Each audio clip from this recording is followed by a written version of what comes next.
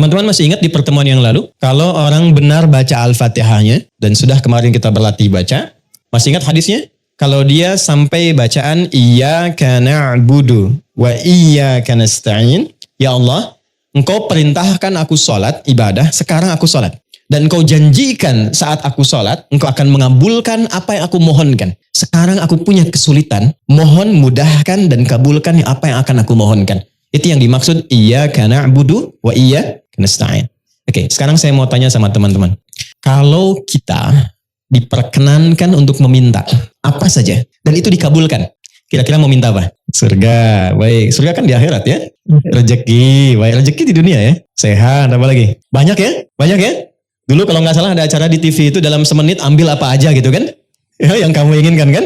Ternyata nggak sempat kamu juga semua ya. Oke? Nah, lihat hadisnya. Hada baini wa baina abdi, wali abdi ma sa'al. Ini perjanjian untukku dan untuk hambaku.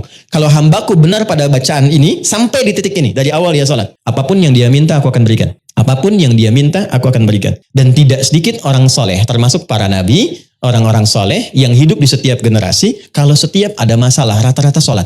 Demi Allah, rata-rata sholat. Saya tidak bermaksud memberikan nasihat ya, hanya sharing saja.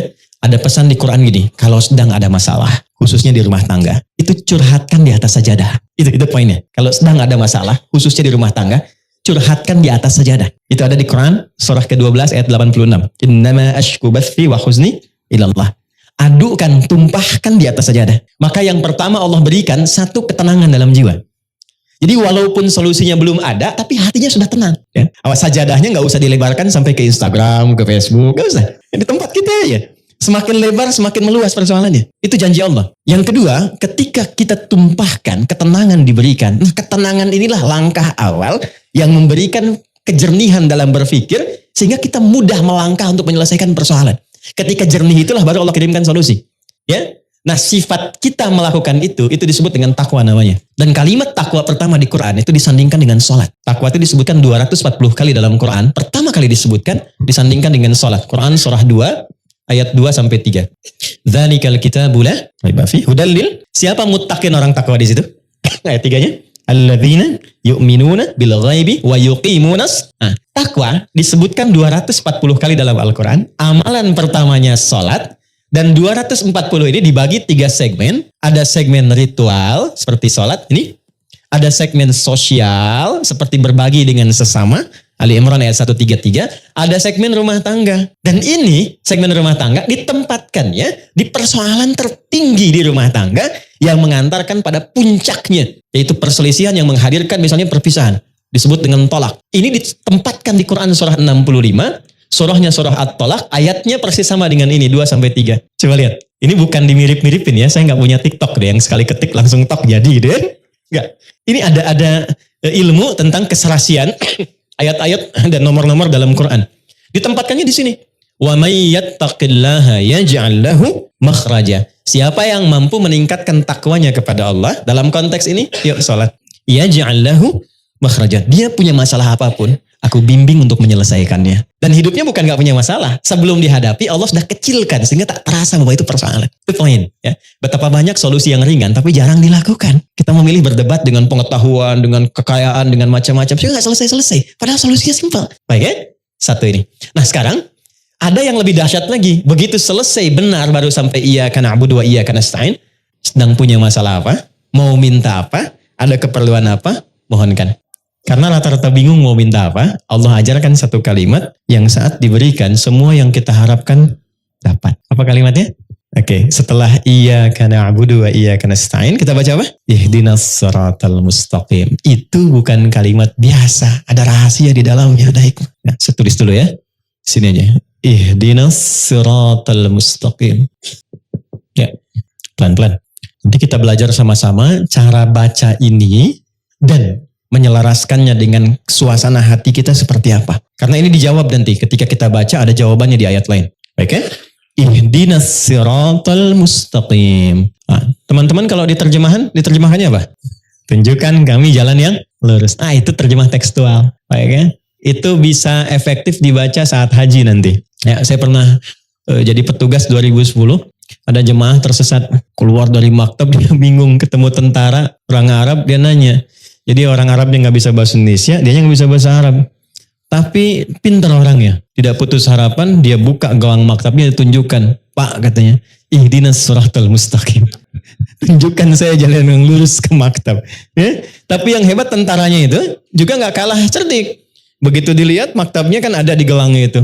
Maka dia tunjukkan siratal ladzina an'amta 'alaihim ghairil maghdubi 'alaihim waladdallin. Lulus jalan ini, jangan belok-belok kamu sampai katanya. Itu pernah kejadian. Oke. Ihdina. Ya Allah mohon tunjukkan kami. Ihdina itu dari ahda yuhdi, asalnya dari hidayah. Hidayah, superlatifnya hudan. Oke, pelan-pelan. Ihdi itu bentuk permohonan. Berikan kami hudan. Ini asalnya. Ya, pelan-pelan. Berikan kami hudan. Apa itu hudan? Hudan itu asalnya semua solusi yang kita butuhkan dalam hidup. Simpel sekali. Semua solusi yang kita butuhkan dalam hidup. Contoh, Al-Quran itu disebut hudan oleh Allah. Al-Baqarah ayat 185. Ya syahrul Ramadan alladzi unzila fihil Quran hudan linnas. Kenapa Al-Quran disebut hudan? Karena isinya 6.236 ayat dari Al-Fatihah sampai An-Nas, itu semua isinya solusi buat kehidupan kita. Tentang anak ada di situ, tentang pekerjaan ada di situ, tentang maaf ya, semua hal yang kita jalani dalam hidup dari mulai lahir sampai wafat itu ada di situ semua. Jadi bukan ayat bacaan yang hampa makna, bukan.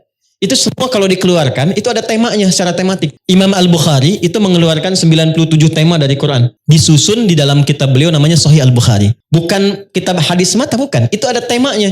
Dari mulai tentang iman, Anda bertanya kenapa iman saya suka naik turun. Kalau naik semangat ibadah, kalau turun saya agak malas gitu ya. Di sini nanti dikeluarkan ayatnya, topiknya apa, lalu ayatnya, lalu hadisnya, sejumlah 57 hadis. Ada bab bisnis kitabul buyu'ah. Teman-teman yang pebisnis, pengusaha, pengen belajar value dari Quran dan hadis, membimbing kita bisnis. Ya, demi Allah saya katakan, sahabat-sahabat Nabi, dan tabi'in generasi setelah itu, yang mengaji dari topik ini, tema bisnis, itu setelah belajar mempraktekkan, tidak pernah ada yang kembali modal. Semua kembali untung. Dan kekayaannya itu di atas rata-rata. Ya, saya mau sebut Abdurrahman bin Auf. Itu sebelum masuk Islam dan belajar dari Quran, itu kekayaannya itu standar aja walaupun kaya. Tapi setelah masuk Islam, itu kemarin riset saya tentang beberapa para sahabat, itu kekayaannya divaluasi kalau kekinian, itu sampai dengan 72.000 triliun. Dan ini riset ilmiah yang kemarin kami kaji. 72.000 triliun. Sekarang Elon Musk baru 3.000 ya. Jeff Bezos juga demikian kan. Baru di kisaran itu. Itu dulu 72.000. Dan hebatnya masuk surga juga tuh. Masuk surga juga daripada miskin gak jelas kan. Nah ini masuk surga juga. Oke. Jadi poinnya begini. Saya agak cepat langsung karena waktu kita terbatas. Ihdina, ya Allah berikan aku hudan. Solusi dari masalah yang aku rasakan sekarang. Nah saat teman-teman membacakan itu, coba di hatinya rasakan sedang punya masalah apa yang dirasakan. Gitu. Ini jarang dibaca begitu kan. Kan normal saja kan. Ihdinas siratal mustaqim, siratal ladzina an'amta 'alaihim ghairil maghdubi 'alaihim waladdallin. Amin, selesai. Sampai di situ benar untuk menggugurkan rukun dalam salat. Sah salat ini. Tapi Anda nggak dapat ini, nggak dapat kenikmatannya. Jadi begitu Anda bacakan, ihdinas siratal mustaqim, rasakan dalam hati kita, nggak perlu diungkapkan. Kita belum sujud, nggak perlu diungkapkan. Rasakan dalam hati, ada masalah apa yang dibawa dalam sholat. Karena Allah itu maha tahu, orang sholat itu pasti punya persoalan, pasti bawa masalah. Dia kan tenang-tenang, senyum-senyum itu, ya boleh jadi juga ada masalah kan. Nggak semuanya tenang kan dalam hatinya kan. Sama, nggak ada orang dari subuh sampai zuhur nggak punya masalah, itu nggak ada itu. Ya nggak ada, semua orang punya persoalannya. Maka Allah tunggu sampai zuhur itu, kita minta supaya diselesaikan. Maka ketika selesai zuhur, nikmat kita menjalani siang sampai sore. Itu hikmahnya demikian, filosofinya begitu. Jadi begitu Anda bacakan, ihdinas siratal mustaqim, ya Allah mohon berikan solusi kan atas semua persoalan yang hamba sedang rasakan saat ini, dan Engkau maha mengetahui dengan itu semua. Oke. Lalu Allah berikan. Saya mau tanya teman-teman, mohon izin ya. Kalau diberi itu pengen cepat, pengen lambat. Ingin mudah, ingin sulit. Mudah kan? Baik. Kalau ada jalan berliku dengan jalan lurus, yang paling cepat yang lurus atau yang belok-belok? Lurus kan? Nah, lurus itu namanya siratal mustaqim. Mustaqim itu lurus, artinya mudah. Sirat itu lapang. Jadi sirat itu jembatan kan yang sering kita pahami ya, jembatan itu sebetulnya bukan jembatan sempit. Kan Nabi pernah sampaikan kayak rambut di bawah 7 kan? Ya kan? Nah itu menjadi sempit pada orang yang banyak maksiat dan kurang amal. Tapi bagi orang yang dekat dengan Tuhan, dia mendedikasikan kegiatan di dunianya untuk beribadah kepada Allah dengan berbuat baik, maka itu menjadi lapang. Ketika lapang itulah menjadi surat namanya. Paham? Baik. Jadi seakan kita minta begini, ya Allah, mohon berikan aku solusi dan lapangkan saat aku menerimanya, serta mudahkan dalam prosesnya. Jelas? Lapangkan aku saat menerimanya dan mudahkan dalam menjalani prosesnya. Oke, saya kasih pertanyaan. Kalau bisa jawab, saya kasih hadiah umroh ya. Saya serius. Bintang 5 di Mekah Madinah. Oke? Salat sendiri kan? Ya kan? Walaupun berjamaah kan kita sendiri kan? Ya kan? Nanti sifatnya jamaah dengan banyak orang. Kenapa di sini mintanya tunjukkan pada kami? Padahal kita sendiri. Ihdina. Kenapa enggak ihdi? Oke, silakan. Ya, boleh. Bagus jawabannya. Sampai Cengkareng loh. Oke, ada yang lain? Ya kan? Bagus. Sampai migrasi. Waktu habis. Waktu habis. Dari sini, saya cepat saja. Gini, ini filosofi dalamnya. Ini saya kasih yang paling dalam sekali. Maaf ya. Kalau kita sedang punya masalah. Masalah itu untuk sendiri atau kadang ada yang terlibat di sekitaran kita. Oke. Bagi kita mudah, tapi mungkin bagi pasangan kita belum tentu itu mudah. Bagi kita dan pasangan mudah, tapi mungkin bagi ayah dan ibunya belum tentu mudah. Bagi suami istri mudah, tapi bagi anak belum tentu mudah. Kenapa kita sertakan dina di sini, ihdina, untuk memberikan kesan bahwa ya Allah, berikan solusi atas masalah yang sedang hamba jalani, mudahkan prosesnya dan lapangkan untuk semua yang mengalami itu. Kalau suamiku di dalamnya, lapangkan hati suamiku pula. Kalau ada tetanggaku di dalamnya, lapangkan tetanggaku. Kalau ada ibuku di dalamnya, lapangkan hati ibuku. Itu dalam banget. Itulah sebabnya kenapa menggunakan na, tidak menggunakan bentuk tunggal secara personal. Jadi ketika kita menunaikan sholat, di situ Allah ingin menyelesaikan persoalan, masalah yang kita alami setuntas-tuntasnya, bukan 1-2 tahapan kehidupan. Jelas? Oke, tiketnya masih saya pegang ya. 1. Jelas ya? Paham ya? Baik, maka jangan sungkan untuk mengungkapkan itu dalam sholat, tapi di hati kita, karena nggak boleh dilafadzkan. Jelas ya? Ihdinas siratal mustaqim, cepat, karena Allah Maha tahu, kita tinggal hadirkan saja suasana itu, minta. Nah sekarang Allah kasih mudah, kasih cepat, tapi caranya nggak enak. Mau nggak? Oke? Kasih mudah, kasih cepat, tapi caranya nggak enak. Anda melamar pekerjaan, langsung dikabulkan, cepat diterima, tapi begitu datang Anda dimaki-maki dulu. Lain kali nanti kalau ke sini, pas kerja kamu pintar, tapi pakaian kamu nggak layak. Besok kamu ganti kayak gini. Ini perusahaan begini, nggak cocok nanti kalau kamu pakaian begini. Tapi kamu diterima. Yang kedua, bagus. Kalau prestasinya bagus, baik, nanti silahkan besok mulai bekerja, datang sebaik-baiknya, pakaiannya disesuaikan. Nanti kita sudah berikan ketentuan dress code-nya. Enak yang pertama, enak yang kedua. Yang kedua, sesuatu yang melahirkan ketenangan, kenyamanan, kenikmatan, itu bahasa Arabnya an-na'ama yun'imu. Nikmat sifatnya. Kalau kita minta kepada objek yang ada selain kita atau di depan kita, atau yang nggak ada tapi kita minta, gunakan tak setelah an'ama menjadi an'amta. Maka setelah itu kita meminta, ya Allah saya nggak pengen dapat yang cepat, mudah, lapang, tapi misalnya nggak ada kenikmatan di dalamnya. Maka diteruskan ayatnya, siratal ladzina an'amta alaihim ghairil maghdubi alaihim walau. Ya, jangan sampai di situ ada mohon maaf ya Allah. Ya, kita minta misalnya ya Allah, jangan sampai solusi itu datang diberikan, tapi muncul juga rasa-rasa yang tidak mengenakan, mengarahkan kepada hal-hal yang tidak menyenangkan. Ya, walaupun ada tafsir lain maghdub di situ, kalangan yang dilaknat, dhalin yang tersesat. Karena sudah diberikan kenikmatan, tapi tetap dia jauh dari Allah Subhanahu Wa Taala. Itu makna jauhnya. Jelas? Halo, jelas? Oke. Setelah jelas, pertanyaan saya yang terakhir. Oke, dapat hadiah. Siapa orang-orang yang dimaksud di sini? Pada orang-orang yang telah engkau beri nikmat kepada mereka. Itu siapa? Para nabi. Apalagi? Apalagi? Ya? Orang bertakwa. Bagus. Baik. Apalagi? Oke. Singkatnya Quran surah 4 ayat 69. Ada 4 golongan. Jadi kalau teman-teman, ini ajaran dari Quran. Kalau ingin bahagia, ingin tenang, ingin nikmat, ikuti 4 golongan ini. Ikuti pola hidup mereka. Quran surah 4 ayat 69. Wa may yuti'illaha وَالرَّسُولَ فَأُولَٰئِكَ مَعَ الَّذِينَ أَنْعَمَ اللَّهُ عَلَيْهِمْ.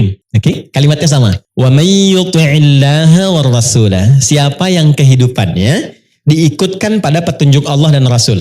Dari bangun tidur sampai tidur lagi. Misal, saya mau bangun tidur, saya ikutin bagaimana Nabi bangun. Ya, itu contohnya ada pada doa nanti. Ya, doa itu bukan sekedar bacaan. Di situ Ada penuntun aktivitas di setiap doa itu. Ya, oke. Siapa yang pola hidupnya mengikutkan pada tuntunan Allah dan Rasul. Perhatikan. Faulaika ma'alladzina an'amallahu alaihim. Maka mereka itu aku jamin akan disatukan dengan 4 kalangan yang selama hidupnya selalu dijamin kenikmatan oleh Allah. 4 kalangan. 1, minan nabiyyin, para nabi. 2, siddiqin, orang-orang yang membenarkan Quran dan mengamalkannya. Misal, kata Quran, berjilbablah perempuan. Maka dia membenarkan ayatnya dan mengamalkannya. Itu siddiq namanya. Jelas? Laki-laki misalnya, bangunlah tahajud walaupun sunnah. Anda benarkan ayatnya, Anda amalkan itu disebut siddiq. Yakin sepenuhnya dengan mengamalkannya. Kenapa Abu Bakar disebut siddiq? Karena beliau paling yakin apapun yang Nabi sampaikan, itu seketika diyakini, walaupun bagi sementara orang itu belum mampu, ya, dipahami dengan logikanya. Karena itu disebut dengan Abu Bakar as siddiq. Oke, 3. Ini siddiq. 3, syuhada. Orang yang wafat, yang saat hidupnya sering mendedikasikan kegiatannya untuk ibadah. Maaf ya, jangan hanya dipahami berperang misalnya secara militer, tidak. Anda bekerja niatkan karena Allah. Di rumah tangga niatkan karena Allah. Posisikan istri sebagai titipan Allah. Istri suami sebagai titipan Allah. Menyayanginya karena Allah. Posisikan anak sebagai titipan Allah. Saya tanya teman-teman nih, antum cintai istri itu karena Allah atau karena sayang? Berat sekali jawabnya ya. Oke. Anda cintai anak itu karena Allah atau karena sayang? Oke, kalau karena Allah itu ada 2 cirinya. 1, dia akan memastikan yang dicintainya itu selalu berada dalam hukum-hukum Allah. Oke? Jangan dibayangkan terlalu ekstrim, tidak. Ya, misalnya apa? Sholat, diajak sholat, diingatkan ngaji misalnya, didekatkan pada yang baik-baik, istri pesan ke suami cari yang halal ya, jangan pernah datangkan yang haram misalnya. Itu sudah cukup menjadikan Anda berjuang hidup untuk menaati Allah. Kalau wafat, itu disebut wafatnya fi sabilillah, orang yang disebut syahid, zamannya syuhada. Jadi ada 3 jenis syuhada itu. Syuhada yang wafat saat ada dinas militer, ya, itu langsung syahidnya dunia akhirat. Ada syahidnya seperti tadi saya sampaikan, merawat anak karena Allah, ibunya meninggal, syahidnya syahid akhirat. Dimakamkan seperti biasa, tapi statusnya syahid. Itu kenikmatan surganya luar biasa.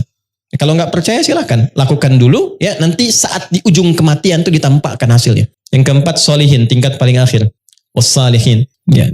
Saya akhiri di sini dengan cepat. Solihin itu singkatnya orang yang memastikan semua kegiatannya baik. Ya, kalau memandang yang baik. Kalau bicara, dia bicara yang baik-baik. Kalau kira-kira yang mau dikeluarkan itu kurang baik, dia tahan, dia nggak ungkapkan. Ketemu sama istri nih, ada beda pendapat. Dia mau cerita, kemudian mau keluar kata-kata nggak baik. Dia jaga supaya menenangkan istri, nggak menyinggungnya. Itu masuk kategori ini. Oke? Begitu sebaliknya. Ujung kepala sampai ujung kaki. Dia arahkan melangkah pada yang baik, bekerja yang baik, maka masuk kategori ini. Untuk perempuan salihat, untuk laki-laki salihin. Ini poinnya. Jadi kalau ada orang-orang ingin hidup tenang, ingin nyaman, minimal ikuti pola hidup para nabi, nggak terjangkau yang ini, atau paling minimal jadilah orang baik. Yang tidak melukai orang lain atau bahkan diri sendiri. Jelas? Saya tutup bagian terakhir. Ghairil maghdubi alaihim waladdallin. Kemudian diucapkan apa? Amin. Nah, aminnya itu ketika dilafazkan artinya mohon kabulkan ya Allah. Karena kita sudah meminta sampai ujung tadi. Mohon kabulkan ya Allah.